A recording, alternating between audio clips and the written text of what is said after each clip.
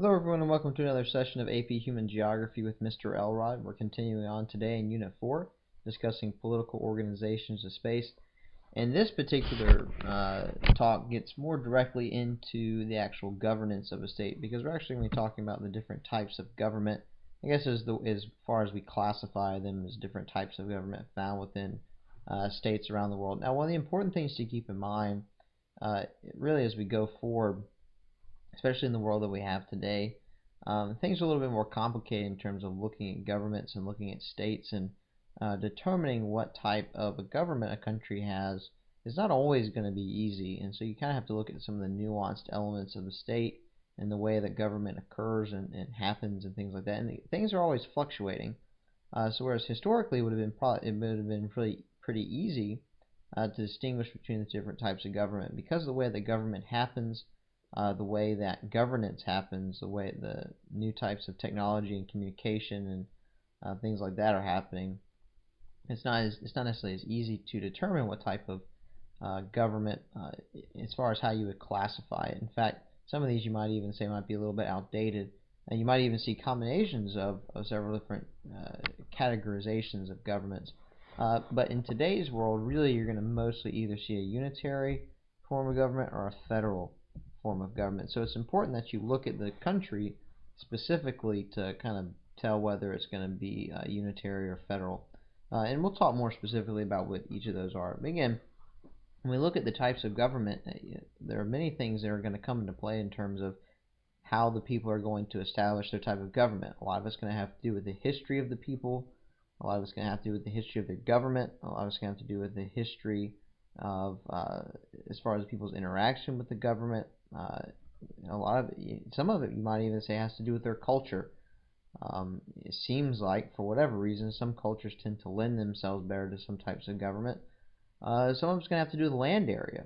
If you go back to the Enlightenment period, the Enlightenment philosophers talked about how land size, especially in days when you had less communication, was going to determine, or at least help to determine, what type of government you had. So again, it's important just for you to look specifically at the country itself to determine what type of government you might classify it as. It'd be a good conversation for you to have with your teacher as well. So we'll start off with the unitary form of government. This is really the easiest one to understand. When we talk, and I guess maybe one thing I should have mentioned is that when we talk about these different types of governments, really the thing we're looking at is, where does most of the power lie within the government? Does it lie at the national level, or as I like to call it, the federal level, or does it lie at the local level? And that's really going to be the main distinction between all of them. And let me just kind of zip through that real quick so we don't have to spend any time flipping through. But anyway, so when we talk about the unitary form of government, a unitary government is, in a unitary government, you're going to find most of the power lying in the hands of the national government, or however you want to say it, the central government or the federal government. And typically you're either going to see this in the hands of the legislative branch or in the executive branch of the government. In most countries in our world today, most governments are broken up into three parts. You probably can find some exceptions to that rule, but most of them are going to be broken into three parts. So when you look at the legislative, if it's a legislative form of unitary government, then most of the power is going to lie in the hands of the legislature, or the parliament, excuse me, the parliament. And if it's an executive form, we're talking about the president, a prime minister, a dictator of some kind, of king or queen or whatever. And so that's where we'll typically tend to find it. When we talk about the local governments and what their role plays in a unitary form of government, primarily their role is going to be to help the central government carry out the laws and carry out the functions of the central government. So pretty much the central government tells the local governments what to do, and they're almost an extension of the national government. And so that's really going to be the main role. Local governments are not really going to have a whole lot of say-so in what happens and in the way that things are carried out. And again, most of the time we're going to see these unitary forms of government in smaller countries. You see it a lot in Europe with some of these smaller countries, and also in countries that have a history of a monarch or a king or something along those lines. You tend to find it more in smaller countries because in smaller countries there's really no need for really strong local governments. Those countries are small enough to where the not necessarily the dictates, but the laws and the rules of the national government can be carried out pretty well by the national government. It doesn't necessarily need those local governments to do that. In the federal government, what you have is you have more of a balance between the national government or the central government and the state governments or the local government. So more of a balance between the two. So instead of all the power lying within the hands of the central government, some powers are relegated to the local governments.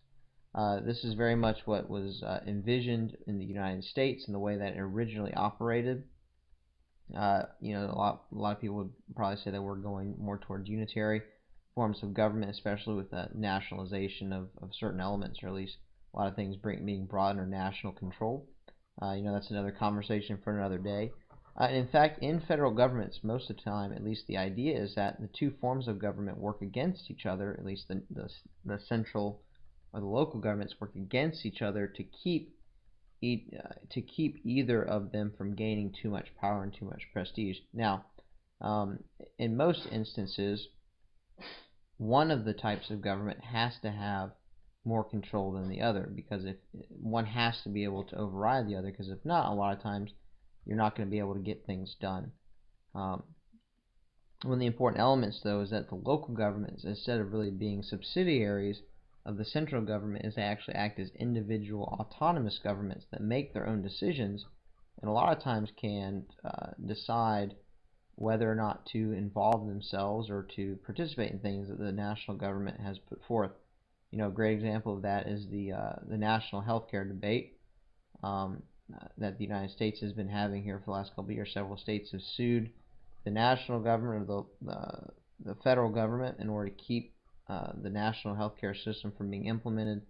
Not all of them participated in setting up exchanges and those types of things, so they were able to push back a little bit against that. And again, they're making their own decisions, and you see that even in the interactions between the states. We talked earlier in the series about Georgia going to court against Tennessee and Alabama fighting over water rights and things like that. That's just simply not going to happen in a unitary form of government.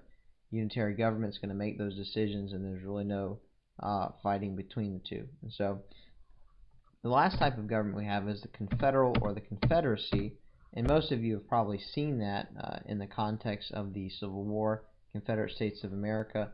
In fact, as far as I can tell, there doesn't seem to be too many countries in our. There doesn't seem to be too many examples of confederacies in our world today. In fact, the only one I can really think of might be the United Arab Emirates. And in fact, I looked on the CIA World Factbook website and it said federal. It seems to be the way that they operate. It seems like a confederacy.